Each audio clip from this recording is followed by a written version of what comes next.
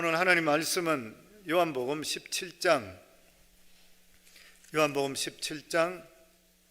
1절에서 5절까지 말씀입니다. 제 성경은 176페이지입니다. 요한복음 17장 1절에서 5절 같이 읽습니다. 예수께서 이 말씀을 하시고 눈을 들어 하늘을 우러러 이르시되 아버지여 때가 이르렀사오니 아들을 영화롭게 하사 아들로 아버지를 영화롭게 하게 하옵소서. 아버지께서 아들에게 주신 모든 사람에게 영생을 주게 하시려고 만민을 다스리는 권세를 아들에게 주셨으므로소이다. 영생은 곧 유일하신 참 하나님과 그가 보내신 자 예수 그리스도를 아는 것이니이다. 아버지께서 내게 하라고 주신 일을 내가 이루어 아버지를 이 세상에서 영화롭게 하였사오니 아버지여 창세전에 내가 아버지와 함께 가졌던 영화로서 지금도 아버지와 함께 나를 영화롭게 하옵소서. 아멘. 아버지 은혜 감사합니다. 원래 2020년 마지막 토요 새벽기도에 사랑하는 귀한 성도들, 새벽을 깨우며 하나님께 예배드리는 성도들 기억하시고 오늘도 위로부터 나리시는 하나님의 크신 은혜가 우리 속에 충만히 임할 수 있도록 주님 은혜 베풀어 주시고 성령의 인도하심을 받는 삶이 늘 되게 하시고 주님과 교통하며 살아가는 저희들의 삶이 항상 될 수 있도록 주님 축복해 주시옵소서. 오늘도 이 시간에 주의 성령께서 우리 각자에게 말씀해 주실 줄 믿사오며 예수님 이름으로 기도하옵나이다. 아멘. 어제는 크리스마스였죠. 예년과 틀리 이번 크리스마스는 이렇게 사람들끼리 서로 어울리지를 잘 못하며 그렇게 지냈습니다. 그러고 보니까 이 코로나 사태로 인해서 3월 둘째 주부터 저희가 그 예배가 이제 온라인으로 돌렸다가 그리고 나서 몇 개월 지나고 나서 다시 이제 현장 예배까지 드리게 되지만 활동이 계속 제약받는 한 10개월 정도. 근데 이러한 기간 동안 하나님께서 우리 각자에게 여러 가지 하시는 말씀도 있고 또 뜻이 있다고 그렇게 믿습니다만은 특별히 저희가 생각할 때 감사한 것이 정말 답답하고 힘들잖아요. 교제도 나눌 수 없고 여러 가지로 또 어떻게 앞으로 될지 모르고 이런 가운데서도 저희가 감사한 것은 믿음을 가지고 하나님 바라보며 살아갈 수 있다고 하는 것이 우리들에게 주시는 얼마나 크신 은혜인지 모르는 것입니다. 더더욱이나 저희들도 예배 장소는 허락이 되어서 또 예배당에 나와서 또 이렇게 예배 드릴 수 있는 이 귀한 축복 주신 거 너무 감사한 일인 것이죠. 저희가 사실 마스크를 쓰고 있게 되면 이런 어떤 그 코로나균이나 이런 것들을 이제 그 보호할 수 있는 것이 한 90% 이상 된다고 그러죠. 그러니까 우리 성도님들 마스크 하시고 그리고 우리가 할 수 있는 만큼 하나님 아버지 믿음 간에 오셔야지 우리가 영적으로 또 충만해질 줄 믿습니다. 아멘. 그래야 우리가 살게 되어 있는 것이죠.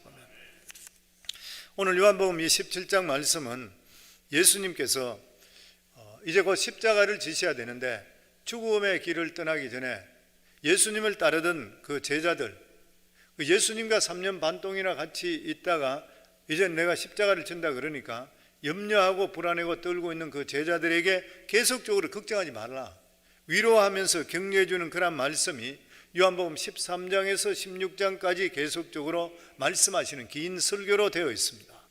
그리고 나서 눈을 들어 하늘을 우러러 보시면서 기도를 하기 시작했는데 그 기도가 17장 전체를 이루고 있습니다. 그러니까 예수님의 마지막 사역을 하시면서 했던 그러한 기도인 것이요. 그 예수님께서는 기도로 시작하시고 인생을, 그러니까 사역을 기도로 시작하시고 기도로 끝을 맺으신 거예요. 그리고 마지막에도 하나님께 모든 것을 기도로 의탁하고 영혼을 맡기시고 이 세상에 오셔서 모든 사역을 끝내 주셨던 것이요. 그러니까 이 17장에 보면은 1절부터 5절까지는 예수님 자신에 대한 기도입니다.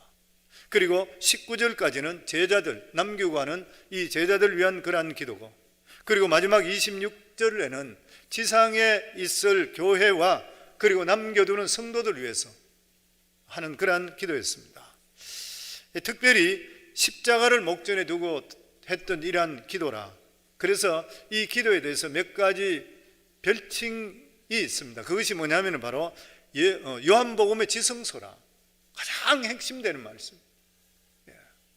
또 뿐만 아니라 대제사장의 기도라 이란 별명도 있습니다. 벵교울 같은 이란 신학자는 이렇게 이야기했습니다. 모든 성경 가운데서 가장 쉬운 그러한 기도인데도 불구하고 가장 심오한 의미를 지니고 있는 기도다, 이렇게 평했습니다. 먼저 예수님의 기도에 보면은 1절에 보면 예수께서 이 말씀을 하시고 눈을 들어 하늘을 우러러 이르시되 아버지여 때가 이르렀사오니 아들을 영화롭게 하사 아들로 아버지를 영화롭게 하옵소서. 아버지여 때가 이르렀사오니 아들을 영화롭게 하시고 아들로 아버지를 영화롭게 하소서. 여기 두 분 영화롭게 한다는 말이 나옵니다. 하나는 아버지가 아들을 영화롭게 하는 것, 다른 하나는 아들이 아버지를 영화롭게 하는 것. 여기서 예수님께서 아버지를 영화롭게 해달라, 이 말씀은 이 세상 사람들에게 아버지를 바로 알 수 있도록 해달라. 사람들이 하나님을 안다 하는데도 하나님 잘 모르는 것이에요. 실제로 사람들은 그냥 두면 하나님 절대 알 수가 없습니다. 하나님께서 나타내 주시고 조명해 주시고 하나님께서 계시해 주시지 않으시면은 하나님 절대 알 수 없습니다, 우리 인간은. 그런데 예수님께서 하나님 대신 예수님이 이 세상에 오셔서 하나님을 나타내는 것이요, 하나님을 나타내게 하는 것이요. 그러니까 예수님께서 하나님을 영화롭게 한다는 것이 뭐냐면 나를 통해서 하나님을 나타나게 하소서, 이게 하나님을 영화롭게 하는 것이에요. 그러니까 예수님은 이 세상에 오셔서 자기가 잘 살고 성공하고 자기가 명예를 받고 이런 것이 아니라 이 세상에 하나님을 바로 알게, 예수님을 통해서 하나님이 어떤 분이라는 것을 바로 알게 하는 것이 바로 예수님께서 이 세상에 오시는 목적이고, 그것이 바로 하나님을 영화롭게 하는 그러한 것인 것이요. 사람들은 하나님을 잘 알지 못합니다. 하나님의 의로우심도 알지 못하는 것이요. 하나님께서 의로우심을, 하나님이 의롭다 하는데 어떻게 해서 인간이 죄를 짓는데 심판하지 않느냐는 거예요. 우리가 그렇게 생각할 때 있잖아요. 저 나쁜 사람인데 하나님이 계시다면 하늘에서 벼락이라도 떨어져야 되는데 그냥 멀쩡하게 더 잘 살고 오랫동안 살다 죽는 사람도 있어요. 그 이해가 되질 않는 것이죠, 보면. 그런데 만약에 우리들이 살아가는 삶 속에 조그마한 죄만 하나님이 너무나 의로우시고 죄를 미워하시기 때문에 조그마한 죄만 졌다 하더라도 하늘로부터 뱅거게 치고 벼락이 쳤다 그러면 우리가 이 세상에 살 수 있는가? 절대 못 삽니다. 불안해 살 수가 없는 것이에요. 그래서 어떤 분들은 만약에 하나님께서 순간순간 징계를 한다 그러면 사람들이 불안해서 정신병자가 될 것이라. 그래서 하나님께서는 인내하시고 기다리는 것이에요. 그런데 이렇게 인내하시고 기다리니까 사람들은 하나님이 없다 이렇게 생각해버려요. 자기 마음대로 다 해버리는 것이에요. 하나님께서 죄에 대해서 심판을 계속적으로 하시게 된다면 하나님은 너무나 무서우시고 잔인하게 생각될 것이에요. 그 인간은 하나님을 절대로 우리 생각으로는 알 수가 없는 것입니다. 그래서 예수님께서 이 세상에 오셔서 우리 인간들의 죄를 위해서 오래 참으시고 오래 연민을 품으시고 그리고 우리 인간을 위해서 눈물로서 통곡하시는 거예요. 이런 것들을 전부 다 보여주면서 하나님이 어떻다는 것을 예수님을 통해 조금씩 보여주셨던, 제자들이 그것을 봤던 것이요. 이제 예수님 하나님께 마지막 허락을 요청합니다. 그것은 아들을 영화롭게 해달라. 아들을 영화롭게 해달라 뭐인 것이요? 하나님의 뜻에 따라서 죽음을 맞이하는 십자가를 보여줌을 통해 하나님의 그 크신 사랑을 인간들에게 보여달라. 이것을 통해 하나님께서 얼마나 우리 인간을 사랑하시는지, 자기의 아들까지도 죽이시면서까지 우리 인간을 사랑하시는 그것을 하나님께서 나를 통해 보여줌을 통해 하나님께 영광 돌리기를 원합니다. 그래서 로마서에 보면 하나님의 사랑에 대한 말씀이 많이 나와 있죠. 아들을 아끼지 않으시고 주신 이가 그 아들과 함께 모든 것을 어찌 우리에게 주시지 않겠느냐. 우리 삶이 하나님, 예수님 자기 아들과 대박받는 삶. 그러니까 성도, 우리가 그냥 살면 안 돼요. 우리가 예수를 모를 때는 내 마음대로 살고 하나님 모르니까 우선 잘 먹고 잘 살고 뭐 돈 벌고 이런 게 몰두하잖아요. 그냥 무조건 내 거 안 뺏기려고 그러고. 근데 정말 하나님을 알게 된다 그러고 예수 그리스도를 통해 우리가 어떻다는 걸 알게 되면 우리 그냥 살면 안 돼요. 진짜 우리는 왕같은 제사장이고 거룩한 나라인 것이요, 그리고 하나님의 자녀답게 우리가 이 세상을 살아갈 수가 있어야 되는 것이요. 그러니까 하나님께서는 이 인간의 모든 죄악을, 그 진노를 십자가 예수 그리스도께 다 퍼부으시는 것이요. 그래서 예수 그리스도를 믿는 자들마다 하나님께서 그 진노를 예수님께 퍼부었기 때문에 죄가 없다고 우리들을 인정해 주시는 것이요. 이 세상에 가장 중요한 일이 뭐냐면 예수 잘 믿는 것 이상 더 필요 없어요, 성도님. 그러니까 예수님을 따르던 수많은 사람들이 우리가 어떻게 해야지 하나님의 일을 합니까? 그러니까 하나님께서 보내주신 자를 잘 믿는 것이 예수, 그것이 하나님 잘 일이라 그랬어요. 우리가 살아갈 때 딴 거 생각하지 마시고 그냥 어떻게 하면 예수 잘 믿을까? 그럼 우리가 사는 것이에요.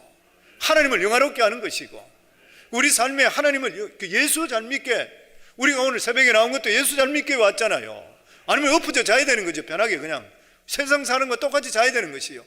자기를 쳐서 복종해서 하나님께 나와서 예배 드리는 거, 아니면 새벽을 깨우면서 나오고 싶대로 못 나오고 지금 상태가 이러니까 예배 드리는 모든 분들, 어떻게 하면 내가 예수를 더 잘 알 수 있을까?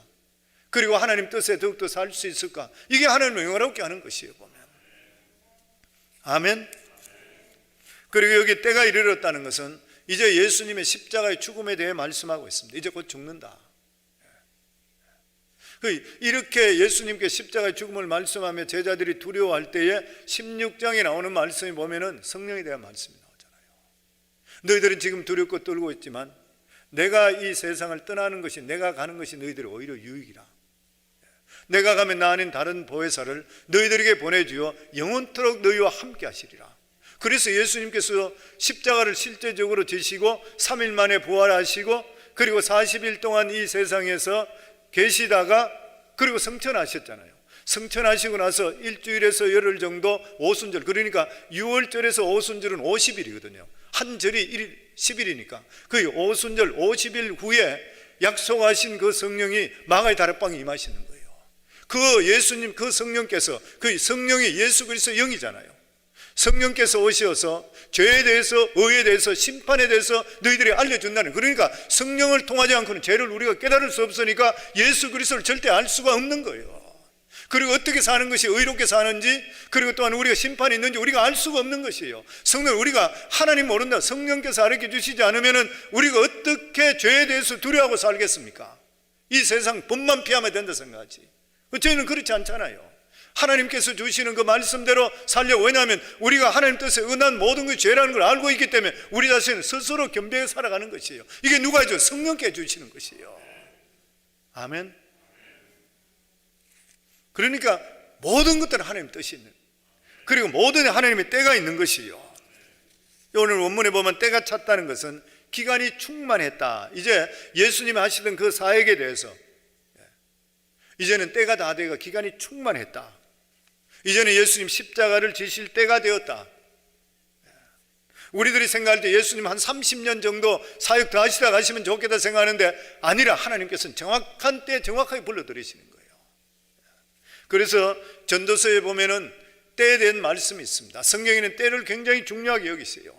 오늘도 이렇게 새벽을 깨울 수 있는 이 때가 굉장히 중요해요. 하나님 기회 없으면, 놓쳐버리면 다시 드릴 수가 없어요. 우리가 예배 드린 거 모든 게 다 똑같아요. 보면 전도서 3장에 이렇게 말씀합니다.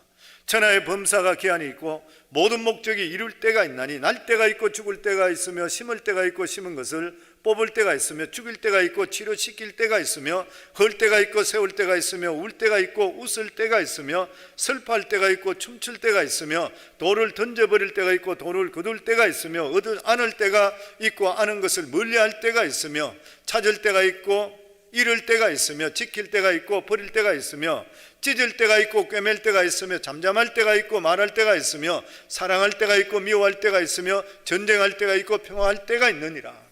모든 것들이 때가 있다는 것이요. 그래서 하나님의 백성들은 시간에 민감해야 됩니다.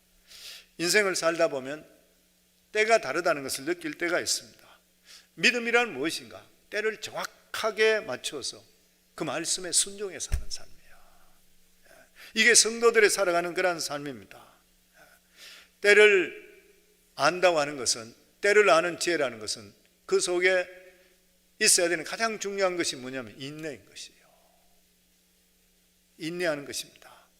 때가 되기 전에는 아무리 발버둥 친다 하더라도 이루어지지를 않는 것입니다. 그래서 성도들은 참고 기다릴 줄 알아야 돼요. 믿음이 있다 이렇게 이야기하는 것은 그 안에 꼭 들어있는 것이 뭐냐면 인내할 수 있다, 거기 들어가 있습니다. 많은 분들이 보면 인내하지 못하고 일 저지른 분들이 있는데, 이런 분들이 믿음 안에 들어오기 시작하면서 배우는 것이 뭐냐면은 계속 인내하고 기다리는 것이요. 내가 먼저 하지 않고 하나님 하실 때까지 기다리는 거예요. 너무 중요한 삶입니다. 그렇게 해야 사업도 성공하고 인생도 성공해요. 보면 내가 먼저 나서지를 말아야 되는 것이요. 쉽게 결정하고 쉽게 움직이지를 말아야 되는 것이요. 예수님은 때가 되기 전까지는 자신을 나타내시지를 않았습니다. 이 십자가를 지기 위해서 이제는 본격적으로 자신을 나타내요. 그러니까 숨길 때가 있고 드러낼 때가 있는 것이에요. 그래서 갈라디아서 6장 9절에 보면 우리가 선을 행하되 낙심하지 말지니 피곤하지 아니하면 때가 이름에 거두리라. 때가 이르면 반드시 모든 것을 거두게 되어 있는 것이에요. 사람도 하루아침에 확 바뀌는 경우는 극히 드문 일입니다. 진짜 성령이 불받아 확 뒤집어진 뭐 그런 거 아니고. 근데 저는 예전에도 우리 말씀드렸죠. 저희 사돈 중에 한 사람, 자기 집안 식구는 다 예수 믿는데 이 사람만 밴드로 예수 안 믿던 사람. 워싱턴 DC에 옛날에 순복음교회 워싱턴 DC에 있었어요. 아메리칸 유니버시티 근방에. 거기에 순복음교회 지금부터 오래됐죠. 벌써 한 40년 전 이야기죠. 그때 가서 예배당에 갔는데 온 식구들은 다 믿음 생활 잘하는데 그 부흥회 하는데 가서 그 이천석 목사님 오셨다 그러죠. 지금은 소천하셨던 유명한 목사님이잖아요. 부흥회 하는데 그거 갖다 뒷자리에 앉아 있는데 앞에서 설교하고 일하는데 무슨 설교에도 귀에 안 들리는 거예요. 저 무슨 거짓말 하고 있나요?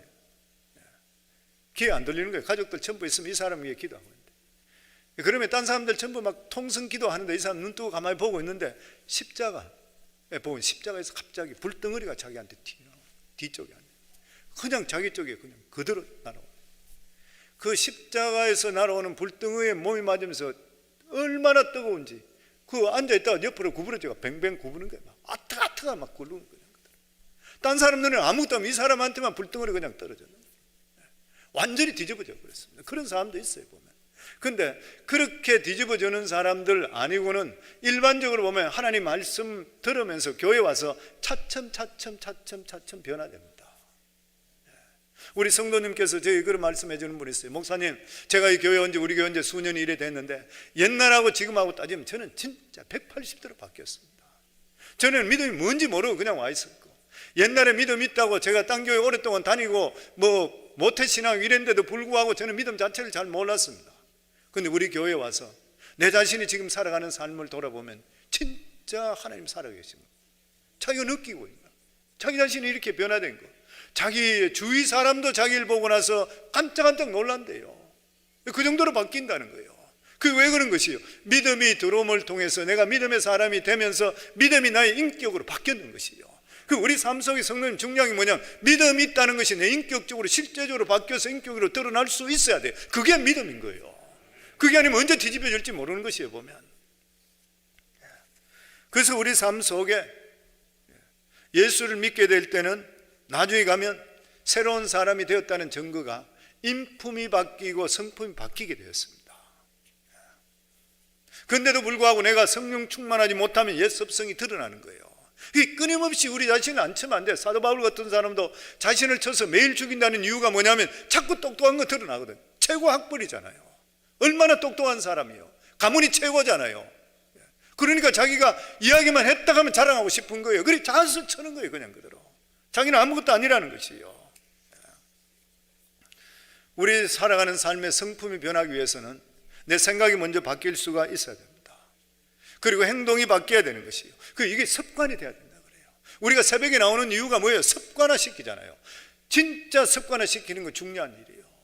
내 삶이 믿음은 습관화가 돼야 됩니다. 어떨 때는 좀 형식적이라 하더라도 나는 그 자리 지킨다. 있다 보는 것 같으면 은혜 받을 때가 있고 은혜 덜 받을 때 있고 그렇잖아요. 나와 있다 보는 것 같으면 밖에 나가 있어야 소낙비를 받듯이 똑같은 말인 것이에요. 저희들 삶 속에도 보면 반복되는 행동이 그게 습관이 되고 그 습관화가 되게 되면 습관에 따르기 때문에 내가 변화가 일어나게 되어 있는 것이에요. 보면 어느 목사님이 목회하다가 마음에 확신을 갖게 된 게 뭐냐면 새벽 기도를 해야 영원히 산다. 그래서 그분이 나는 새벽 기도에 목숨 걸겠다 이렇게 해서 그 교회는 새벽 기도에 전부 집중하는 것이에요. 그래서 신년이 되면 신년 특별 새벽 기도 40일, 봄 되는 것 같으면 봄맞이 새벽 기도 40일, 여름 되는 것 같으면 시험 빠지지 않게 하는 40일, 가을 되는 것 같으면 결실의 계절 40일, 겨울 되는 것 같으면 내년을 맞이하는 신년 준비 맞이 40일 계속 돌아가. 처음에는 성도들이 설교도 그렇게 막 이렇게 너무 좋고 이러지도 않았던가 봐요. 막 똑같은 설교하고 그리고 사람들이 답답하고 이랬는데, 그래도 교회에서 목사님이 기도하시면서 계속 그러니까 성도들이 순종하며 따르다 보니까 나중에 가서 성도들이 새벽 체질이 다 바뀌는, 새벽 체질로 바뀌면서 믿음이 생기기 시작하고, 그리고 이 믿음이 인품으로까지 나오기 시작, 성도들이 다 바뀌기 시작하는 거예요. 놀라운 역사가 임했다고 하는 것이에요. 그러니까 저희들 삶에도 이러한 믿음의 삶이 완전 습관화가 돼야 됩니다. 성도님, 요즘 같은 팬데믹일 때에 교회에 나오시고 싶어도 못 나오면 얼마나 답답하세요. 또 오늘 이렇게 나오신 분도 귀하지만 실제로 아이들 다리 있고 여러 가지 힘들어서 못 나오는 분 얼마나 많이 계세요. 얼마나 답답해요. 근데 그러니까 지금 영상으로 예배 드리는 분, 예배당에 와서 예배 못 드리는 얼마나 컬컬해요. 만날 컬컬함이 점점 없어지면 영적으로 다운되는 것입니다. 내 마음속에서. 그래서 새벽 기도 계속 하다 보면 체질이 바뀌게 돼 있고, 체질이 바뀌면 인품이 바뀌게 되어 있는 것이요. 다니엘도 하루에 3번씩 습관에 따라 기도했어요. 믿음을 지키게 됐던 것이죠. 예수님도 기도할 때 습관에 따라 새벽 미명에 일어나 기도했다 그랬거든요. 습관이 되지 않게 되면 핍박이 오면 넘어지지만 습관이 되게 되면 넘어지지를 않게 되는 것입니다. 예배 지각도 습관이라 그래요. 우리 삶 속의 모든 것들이 습관이라 그래요. 어떤 분은 그런 말, 낙심도 습관이라 그래요. 어떤 사람은 주기적으로 낙심한대요. 어떤 사람은 3개월 만에 한 번씩, 6개월 만에 한 번씩, 1년 만에 한 번씩 이런 식으로 주기적으로 낙심하고 디프레스 되고 그런 사람도 있대요. 이 습관인 것이에요. 그래서 성공도 습관이라 그러잖아요. 성공하는 사람은 습관적으로 계속 성공하는. 왜냐하면 왜 중간에 어려운 일이 없겠어요. 근데 성공을 목표로 해서 나는 이긴다 생각하면 이기는 것이에요. 저는 우리 성도님 모두 다가 이것이 성공이 습관이 되기를 주 이름으로 축원합니다. 입맛도 습관이라 그래요. 입맛도 사실 타고난 것이 아니래. 아이 키우면서 뭘 많이 자꾸 먹이냐에 따라서 그 애가 크면서 그게 습관되기 때문에 자기도 모르는 사이에 인이 바뀌가 그래 돼 버린대요. 그 대부분 어떤 데 보면은 어떤 부인들은 보면 음식을 잘 못하는데 남편들이 맛있다고 그래요. 그 사람은 왜냐하면 그게 습관이 돼 버린 거예요. 저는 못 먹겠는데 그 사람은 잘 먹더라고요. 습관이 돼 버려요. 좋은 신앙인이 되기 위해서는 좋은 습관, 좋은 훈련 갖는 게 너무 중요해요. 아멘. 그러면 예수님이 이 세상에 오셔서 했던 구체적인 일이 무엇인가? 2절에 보면 아버지께서 아들에게 주신 모든 자에게 영생을 주게 하시려고, 아버지께서 아들에게 주신 모든 자에게 영생을 주게 하기 위해서, 하나님의 선택한 백성에게 영생을 주기 위해서. 요한복음 3장 16절 17절 하나님이 세상을 이처럼 사랑하사 독생자를 주시니 이는 저를 믿는 자마다 멸망치 않고 영생을 얻게 하려 하심이라. 하나님이 그 아들을 세상에 보내신 것은 세상을 심판하려 하심이 아니요 그로 말미암아 세상이 구원을 받게 하려 하심이라. 영생이 무엇입니까? 영생은 구원하고 똑같은 말이잖아요. 영생은 구원과 똑같은 말입니다. 영생은 그 글자 말대로 영원히 사는 것이에요. 이게 영생인 것이요. 성도님, 사람은 절대 안 죽어요. 누구든지 간에 죽고 나면 우리 육신은 흙으로 만들어지니 흙으로 돌아가고 영혼은 빠져나오는 것이잖아요. 영혼은 빠져나와서 천국에 있든지 지옥에 있든지 영원히 사는 거예요. 죽어버리면 상관없어요. 적당히 살고 그냥 가버리면 돼. 아니면 어쨌든 좋은 거 먹고 나서 오래 살면 돼요. 근데 그게 아니잖아요. 죽고 나면 우리 삶 속에 영생한다 그랬어요. 그 천국에서 영생하시겠습니까? 아니면 뜨거운 불목 가운데 영생하기, 둘 개 정해져 있는 것이에요. 딴 게 절대 없다고 하는 것이에요. 보면 지옥 가는 사람도 죽지 않고 영생해요. 그것에서. 그러니까 그것이 축복이에요. 그만큼 저주가 어디 있어요. 그리고 우리 예수 믿는 것은 성도, 이 세상 살아가는 삶뿐만 아니라 우리가 죽고 나서 영원한 생명을 우리에게 허락하시고 주님과 함께하는 이상 더 큰 축복이 어디 있어요? 그래 이 세상에 어려움이나 힘든 일도 영생 생각하면 우리가 감사하고 기뻐하고 뛰어넘을 수가 있어야 되는 것이에요. 보면 예수님 왜 믿어요? 영생 얻기 위해서잖아요. 구원을 갖기 위해서잖아요. 궁극적으로 그렇잖아요. 우리 삶 속에. 만약에 영원한 생명을 소망하지 않고 이 세상에 예수 믿는 것이 그냥 돈 잘 벌고 건강하고 내 자식 잘 된다 그러면 그게 어떻게 영생을 갖는 사람이에요? 그건 무속신앙이에요. 하나님의 살아계심을 체험하지 못했기 때문에 그래요. 오늘 읽은 이 요한복음 17장 1절에서 5절은 예수님 전체 기도 중에서 서론에 해당되는 그런 기도입니다.